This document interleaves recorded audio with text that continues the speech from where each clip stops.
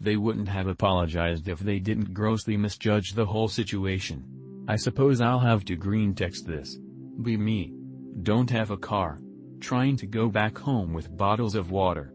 Ask parents to pick me up, they won't because they're busy. Security guard stops me meanwhile and asks for ID. I give him accurate information as per ID. Doesn't bother checking the records. Just calls the cops on me and doesn't bother telling them about the information I gave him. Meanwhile Dad calls back and says he'll pick me up. Cops then come and ask what I'm doing here. I tell them I live here and it's not necessary for them to be questioning me. They arrest me. I fight back because they shouldn't have arrested me.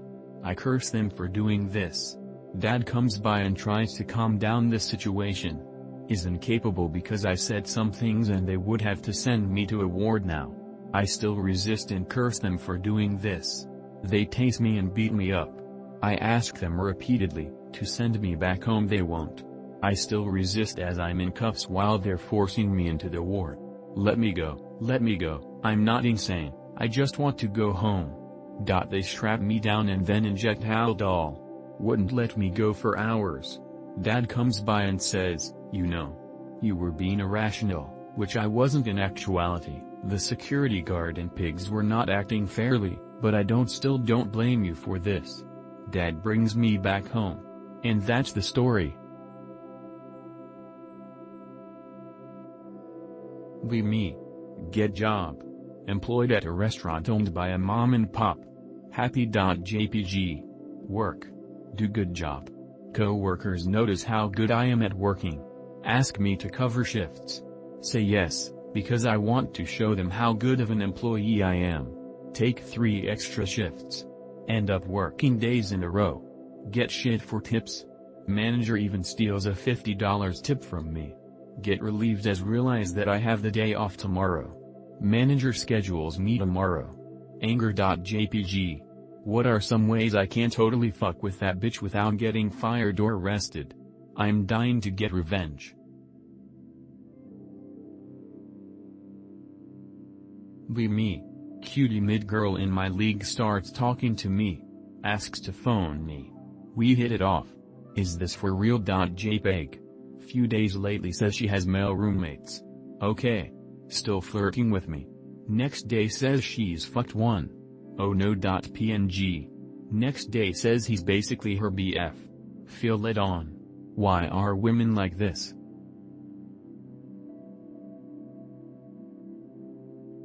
Be me. 23M. Make 6 figures. Good but not Chad looking. Various hobbies and personal projects. Smart and learn very quickly. In very good shape. People often ask if I'm a wrestler or a Marine. No self or social confidence at all from years of living with a toxic mother. People walk all over me. Constantly get cut off while speaking. Never had a GF. Literally everything is sorted out in my life, yet I'm still fucking treated like a little kid who doesn't know shit. I'm fucked, aren't I? Be me. 13. Parents take me from America to home country for a trip.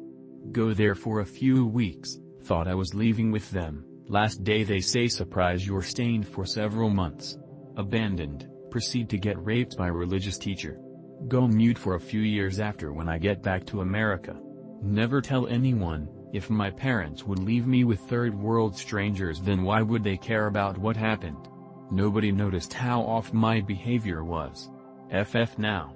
KHV recluse as an adult, had a breakdown and left job. Find out I have HSV, assuming from that incident. You're seeing a much narrower world than really exists. Because you got raped, therefore no straight religious Muslim men will be with you, and your only option is to become a lesbian? That's not realistic thinking. You have options, more options than just dating women, and I'm certain you can think of them too.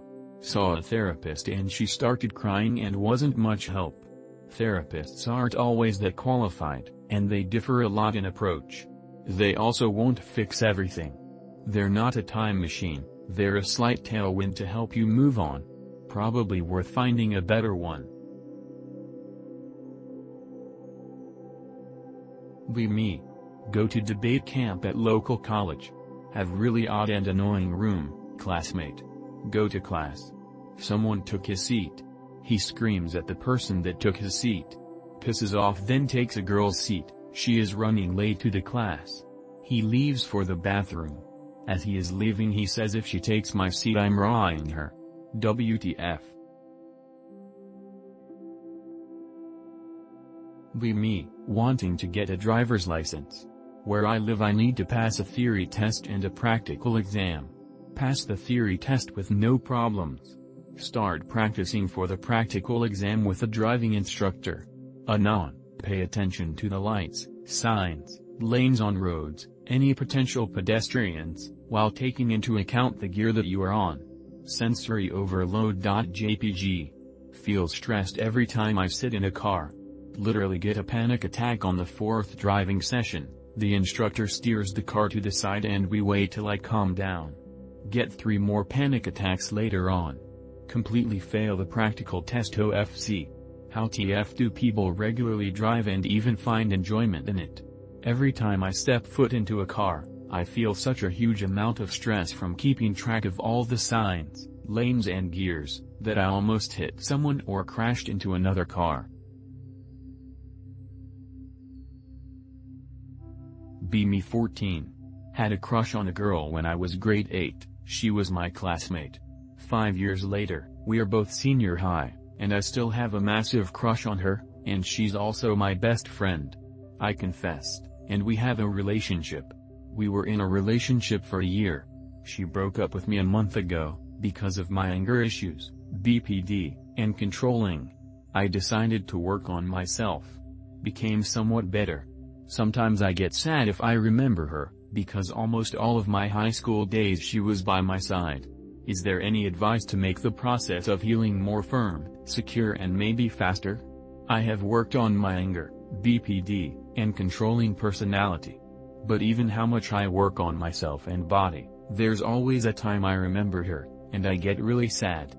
I'm sorry if I've broken some unspoken 4chan rules, I'm new. Be me, in UNI. Been in FWB situation with girl for over a year now.